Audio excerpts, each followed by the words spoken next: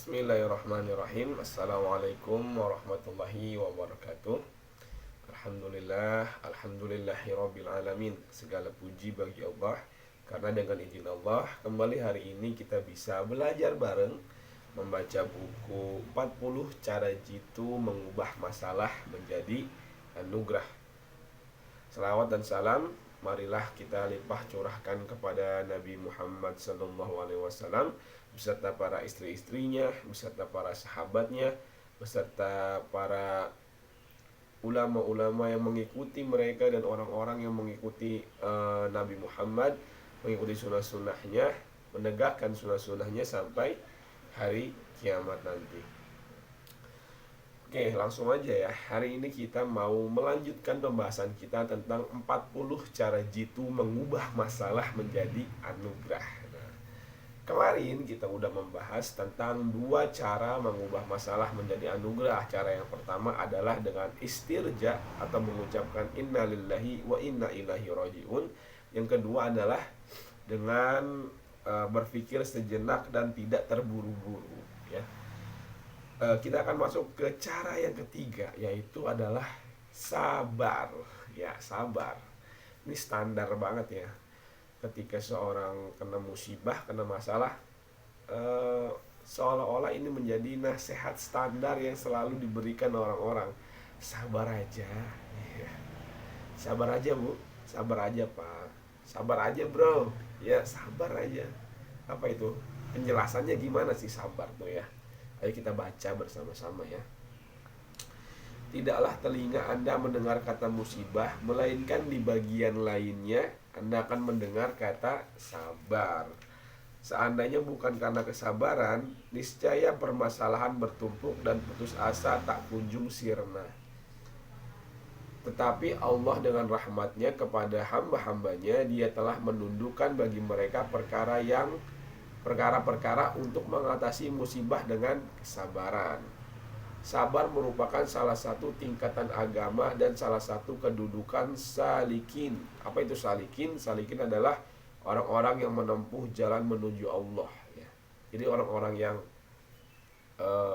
mendekatkan diri kepada Allah, orang-orang yang mencari ridho Allah, mencari surga Allah, pasti akan sangat akrab nih sama sifat yang namanya sabar ya, sabar. Jadi kata penulis, tidaklah kalian mendengar suatu kata musibah, melainkan kalian juga pasti akan mendengar kata-kata sabar ya. Makanya sabar ini udah menjadi nasihat standar ya. Ketika seorang kena musibah, yang sabar ya, ya udah kayak gitu, selalu kayak gitu. Dimana kalian mendengar kata musibah, saat itu juga kalian akan mendengar yang namanya sabar. Sabar adalah salah satu perbendaharaan surga, dan Allah telah menyediakan pahala yang besar bagi orang-orang yang bersabar.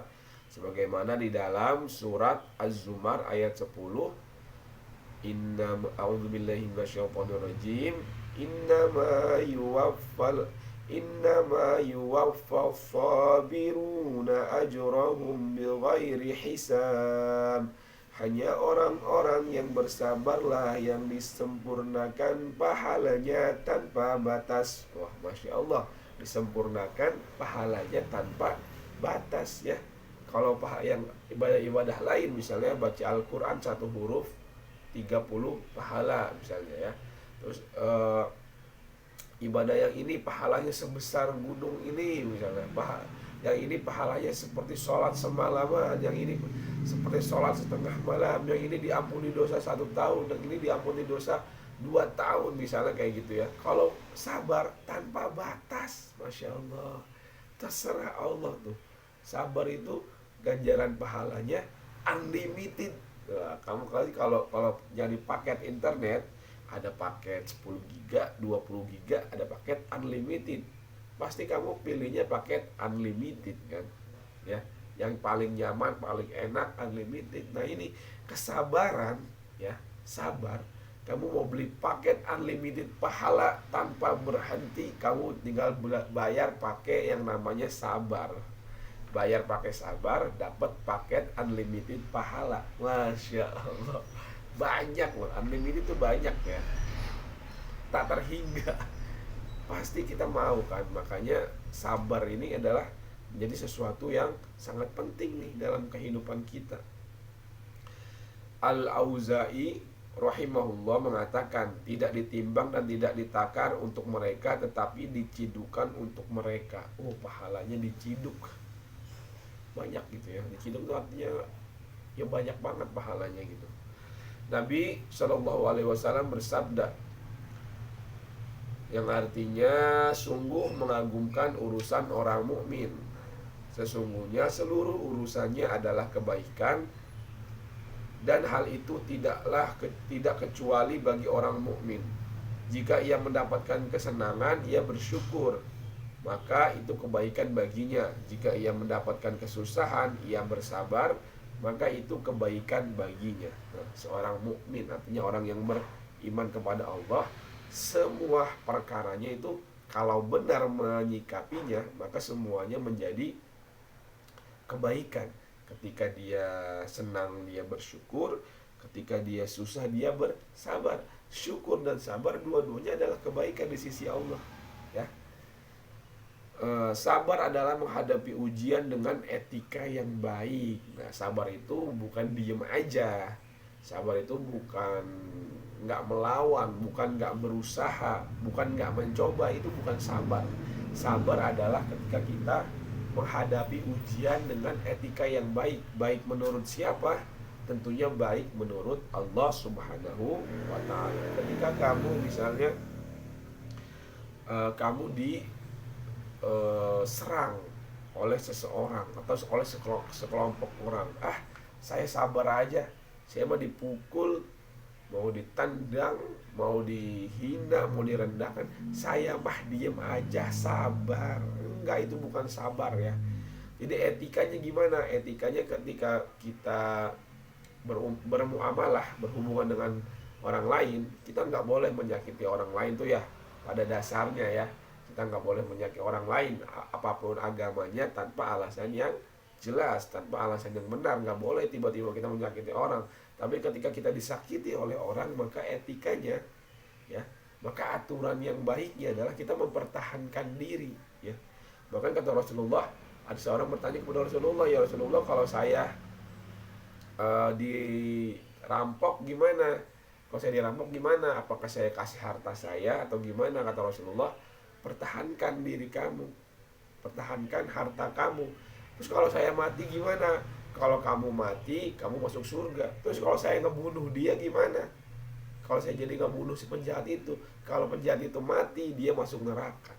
Ya, artinya apa? Di sini ada Rasulullah memotivasi kita, menyuruh kita untuk mempertahankan diri. Ya, bahkan kalau perlu sampai mati deh, pertahankan diri kita ya. Tuh, Masya Allah, kalau kita diserang. Tapi ketika kita dalam keadaan yang aman, dalam keadaan yang biasa aja gitu, yang nggak sedang terancam, tentunya kita harus berbuat baik kepada semua orang ya, terutama kepada kedua orang tua, kepada saudara-saudara serahim, terus kepada tetangga, kepada teman-teman kita secara umum, terhadap orang yang baik kepada kita, maka kita pun harus membalas dengan kebaikan yang lebih lagi kepada dia gitu ya. Itu secara umum. Tapi ketika kita mendapatkan perlakuan yang nggak baik, nah kita boleh tuh mempertahankan diri kita ya, mempertahankan diri kita, mempertahankan kehormatan kita. Itu juga namanya sabar. Di mana letak kesabarannya? Ketika kita misalnya kita disakiti, letak kesabarannya adalah kita boleh membalas, tapi dengan apa? Dengan tidak berlebihan, ya, tidak berlebihan, ya, tidak boleh berlebihan. Meskipun kita boleh membalas, tapi nggak boleh berlebihan dalam membalasnya. Harus setimpal, serupa lah gitu. Nggak boleh berlebihan. Kita misalnya cuma dicubit satu kali, maka kita jangan mukul dia di wajahnya berkali-kali, jangan. Dia cubit sekali, kita cubit sekali, udah ya. Atau memang yang lebih lebih baik lagi dari membalas yang setimpal adalah memaafkan ya, memaafkan. Jadi tapi intinya ketika kita dilukai, ketika kita boleh membalas.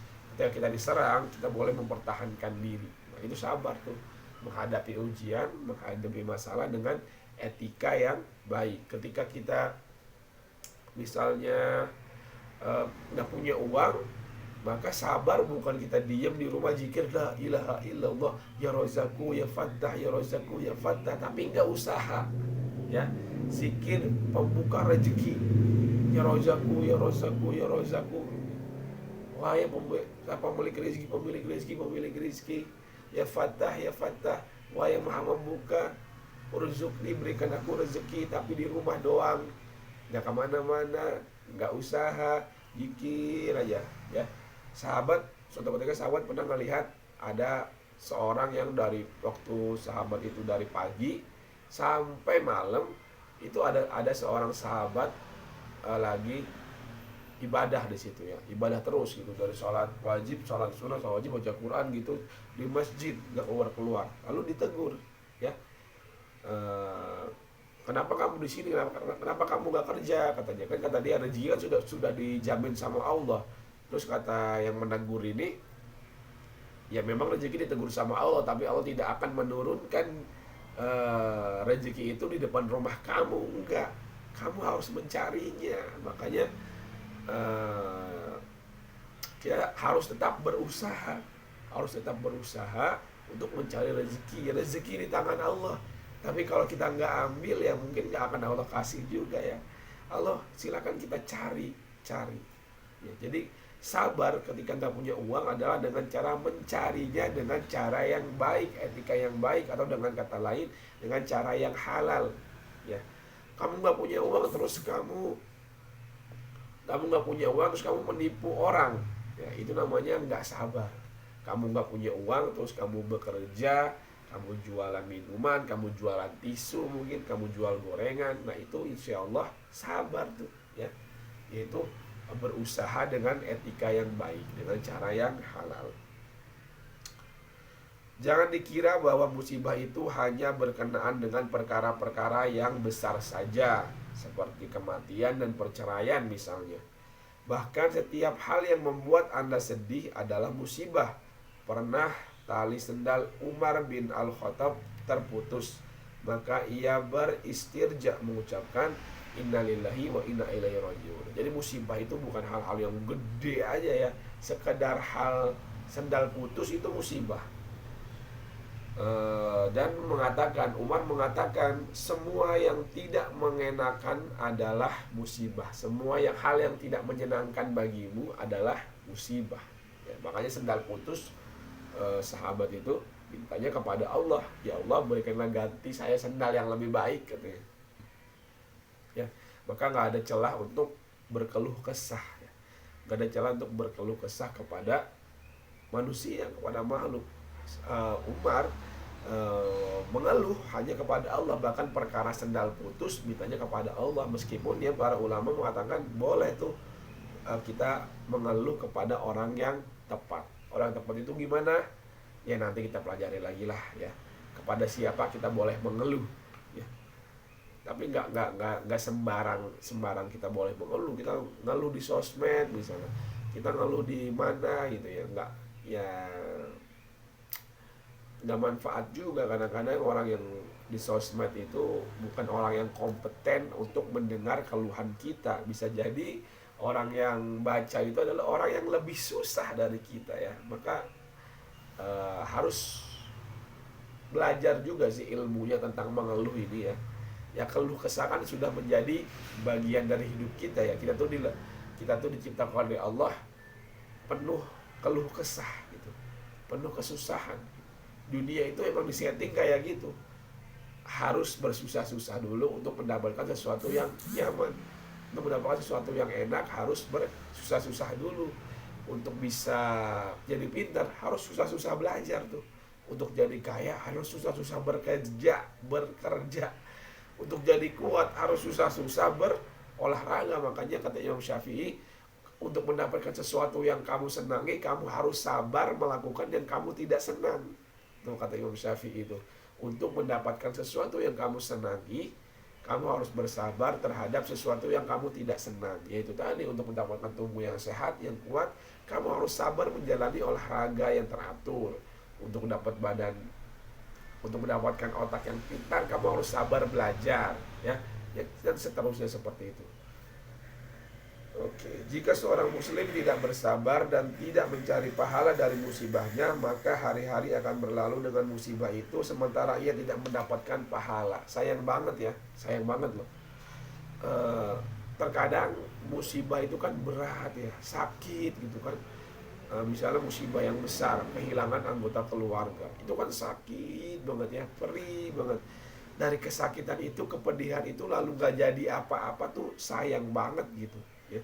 Seolah-olah kamu udah keluar biaya besar, tapi kamu gak belajar. Kamu masuk sekolah, kamu bayar besar, kamu bayar dengan harga yang mahal, tapi keluar dari sekolah itu kamu gak dapat ilmu apa-apa. Itu kan sayang banget ya. Kamu tuh cuma di dalam tuh cuma main-main, cuma bengong, cuma tidur di sekolah, cuma gak dapat apa-apa. Itu sayang banget dah ya. Sayang banget itu, perilaku yang bodoh ya. Sama nih ketika ujian, ketika datang ujian, ketika datang masalah, ketika datang musibah, ini adalah saatnya panen pahala. Seperti yang dikatakan tadi tuh di awal, bahwa pahala sabar itu tidak terbatas ya, unlimited. Terus ketika datang masalah terus kamu nggak mau mempraktekkan sabar ini, sayang banget. Hari-hari berlalu begitu saja tanpa kamu mendapatkan apapun dari pahalanya Allah. Padahal itu adalah momen panen pahala. Misalnya kamu dikatakan hari ini di Indomaret boleh belanja apa aja gratis, silakan masuk ke dalam, ambil apa aja gratis. Kamu sama orang-orang ikut masuk ke dalam nih, terus keluar-keluar gak bawa apa-apa, sedangkan orang lain pada bawa seplastik besar, 2 plastik besar, 1 karung dibawa karena gratis semuanya. Terus kamu keluar gak bawa apa-apa, rugi banget ya kan. Nah sama nih, ada sebuah pintu namanya musibah. Dari pintu itu kamu silakan masuk, ambil pahala sebanyak-banyaknya menggunakan kata kuncinya sabar. Tapi ternyata kamu keluar dari masalah itu dan kamu gak bawa apa-apa, karena kamu gak sabar, karena kamu gak mempraktekkan ilmu sabar ya. Maka rugi banget. Dan yang lebih besar kedudukannya dari sabar adalah ridho terhadap qada dan qadar, ketetapan dan ketentuan Allah. Oleh karena itu, ridho Allah dengan qada adalah qada. Ridolah, Masya Allah. Maka dari itu ridolah dengan qada Allah dan qadarnya. A'udzubillahi minasyaitonirrajim. Qul la yusibana illa ma kataballahu lana. Qul la yusibana illa ma kataballahu lana. Di dalam surat At-Taubah ayat 51, yang artinya, katakanlah sekali-kali tidak akan menimpa kami melainkan apa yang telah Allah tetapkan bagi kami.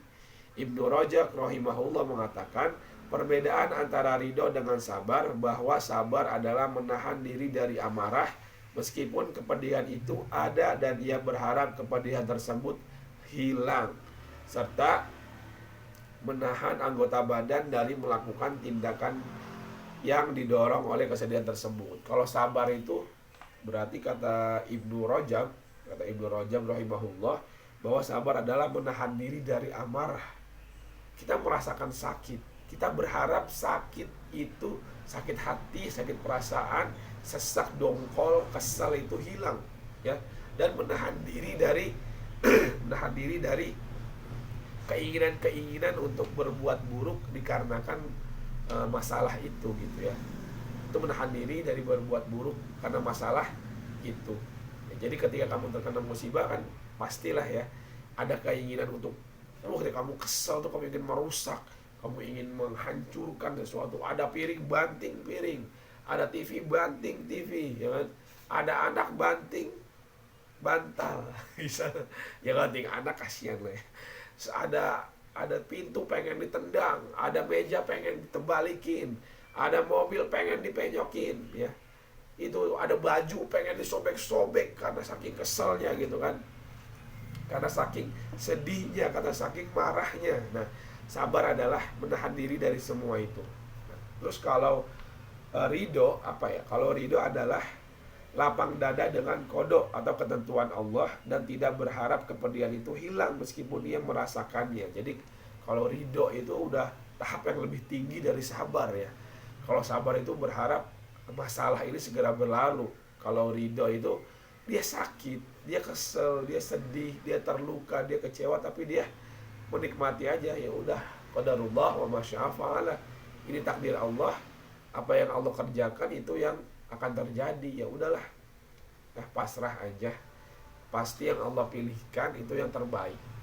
Jadi dia berpikirnya kayak gitu. Ketika dia kena masalah, dia sakit, dia sedih, dia kecewa, tapi dia nggak berharap ini hilang juga. Dia tahu bahwa dari kejadian ini pasti akan ada pahala yang besar untuk dia jika dia bersabar. Jadi dia nggak berharap masalah dia hilang, nggak berharap kesedihan dia hilang. Dia cuma ridho aja, menerima aja apapun yang Allah berikan kepada dia. Akan tetapi keridhoan meringankannya dengan apa yang menggembirakan hati berupa keyakinan dan ma'rifah. Jika keridhoan itu kuat, maka ia menghilangkan rasa pedih itu secara keseluruhan. Ya, jadi meskipun kelihatan orang yang ridho itu kayak kasihan banget ya, kasihan banget dia ya kayak gitu, sedih banget ya dia ya ampun gak tega banget kalau dia. Tapi orang yang ridho, dia recovery-nya cepet. Mungkin dia kena masalah, kena musibah, terus dia ada perasaan sakit hati, perasaan sedih, tapi dengan keridoannya itu, dengan prasangka baiknya kepada Allah, dia perasaannya cepat tenang kembali gitu. Dia yakin bahwa ada kebaikan di balik ini. Dia yakin bahwa ada kebaikan yang menunggu dia, ada pahala yang unlimited yang menunggu dia, maka dia ya udahlah, legowo aja, sabar aja gitu ya. Itu tuh dia nggak terlalu memperdulikan masalah itu ada atau enggak. Masalah itu tetap ada ya, dia monggo. Masalah itu hilang ya dia bersyukur. Yang penting dia tuh ridho aja gitu, ngikut aja apa kata Allah. Yang penting yang dia pikirin, orang yang ridho terhadap Allah, yang dia pikirin adalah bagaimana caranya Allah seneng aja dah ya. Nggak mikirin bagaimana supaya saya keluar dari masalah, enggak. Kalau saya kena masalah, bagaimana saya keluar dari masalah, enggak dia nggak mikir gitu. Orang ridho ketika dia masalah, yang dia pikir adalah bagaimana Allah senang sama saya. Allah senangnya kalau orang kena masalah, apa sih yang Allah senang? Ya Allah senang orang yang bersabar. Ketika orang kena masalah, apa sih yang Allah senang? Allah senang orang mengucapkan istirja. Ketika orang kena masalah, ya pasti yang Allah senang? Allah senang orang bertaubat kepada dia. Allah senang orang beristighfar untuk atas dosa-dosanya. Allah senang ketika orang itu terkena musibah, lalu dia membantu orang lain. Allah senang ketika dia musibah, lalu dia ridho terhadap ketetapan Allah. Jadi yang dia pikirin itu adalah bagaimana Allah senang, bukan bagaimana caranya keluar dari masalah. Enggak, dia cuma pikir yang penting Allah senang, yang penting Allah senang, yang penting Allah senang. Itu tuh tingkat yang lebih tinggi dari kesabaran, yaitu keridhoan terhadap takdir Allah. Ibnul Jauzi rahimahullah mengatakan, seandainya dunia ini bukan negeri ujian, pasti di sana tidak ada penyakit dan kesusahan. Dan niscaya kehidupan di dunia tidak menyempitkan para nabi dan orang-orang pilihan. Nabi Adam alaihissalam menghadapi ujian hingga pergi dari dunia ini. Nabi Nuh alaihissalam menangis selama 300 tahun. Nabi Ibrahim alaihissalam menghadapi api dan diuji agar menyembelih anaknya. Nabi Yakub menangis hingga hilang penglihatannya. Nabi Musa menghadapi Fir'aun dan menghadapi ujian dari kaumnya. Nabi Isa tidak memiliki tempat berteduh kecuali daratan dalam kehidupan yang sempit. Nabi Muhammad menghadapi kefakiran dan pembunuhan pamannya Hamzah, padahal ia adalah kerabatnya yang paling dicintainya dan kaumnya meninggalkannya. Benarlah apa yang dikatakan seorang penyair, mereka diciptakan dalam penderitaan, namun mereka dibersihkan dari segala kotoran. Sabar di sini tidak sebatas ketabahan menghadapi musibah dan menahan pedihnya, tetapi juga bersabar untuk mengatasi dan memulihkan kembali urusan tersebut. Ada kalanya kesabaran dalam mengatasinya adalah berdakwah kepada Allah, ada kalanya kesabaran dalam mengatasinya adalah dengan mendidik dan mempergauli mereka dengan baik, dan ada kalanya suami kembali istiqomah dan seterusnya ya.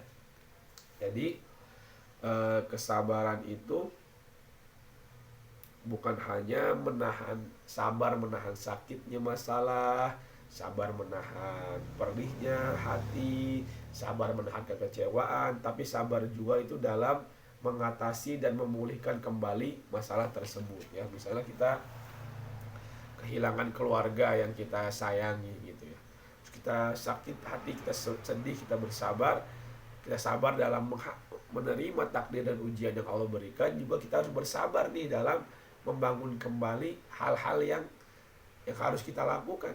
Misalnya kita kehilangan harta ya, sabar tuh kita sabar, kita terima takdir Allah bahwa Allah menguji kita dengan kehilangan harta. Terus kita juga harus bersabar untuk mengumpulkannya lagi dengan cara yang baik, dengan cara yang Allah ridhoi ya. Bukan kayak orang kehilangan sendal di masjid, pas keluar, wah sendal saya nggak ada nih, terus yang benar gimana? Ya udahlah, karena saya juga diambil sendalnya, saya ngambil aja punya orang. Nah, apakah Allah ridho ketika kita kehilangan sendal, terus kita ngambil sendal orang lain lagi, ngambilnya yang lebih bagus lagi dari punya kita? Kira-kira Allah seneng nggak? Ya, kayaknya sih enggak ya, pastinya enggak, karena itu adalah mencuri, mengambil hak orang lain. Ya kita benar, kita diambil sendal, kita diambil orang, sabar. Yang pertama, sabar menerima kenyataan bahwa sendal kita diambil orang. Yang kedua, sabar untuk dapat sendal yang baru dengan cara yang halal, sabar. Ya udah pulang aja, nyeker men, jalan kaki, nggak apa-apa. Insya Allah Allah akan gantikan dengan yang lebih baik. Insya Allah selama kita bersabar ya, insya Allah. Oke, ada kalanya kesabaran dalam mengatasi adalah dengan berdakwah ya. Kesabaran ya ada kalanya sabar itu dalam berdakwah ya. Sabar itu dalam menyampaikan ajaran-ajaran Allah itu butuh kesabaran juga ya. Nggak cuma ketika menghadapi musibah, tapi ketika untuk berdakwah juga butuh kesabaran. Ketika bergaul dengan anak kita butuh kesabaran.